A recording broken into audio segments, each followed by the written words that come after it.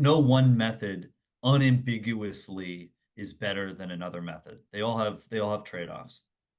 What we typically find methodologically is that there are methods that allow us to exert greater levels of control, but we typically have to sacrifice realism Mm. with that control. Now, the method that probably has the greatest amount of control is these lab experiments.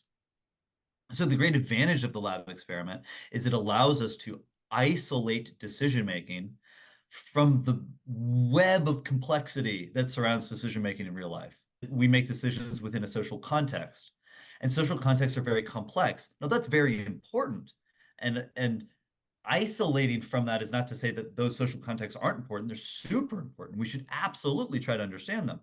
But if we want to measure a very specific kind of partial effect, a very specific single thread, then what we would like to do is to design a context in which people make decisions that removes all of those other threads that we're not trying to test in that particular research project, right? And so labs are great for that.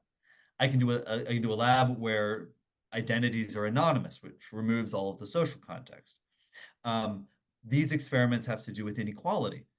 Inequality is driven by all kinds of factors that are difficult to control for in an observational study. Even in an RCT, there's a lot of extra complexity.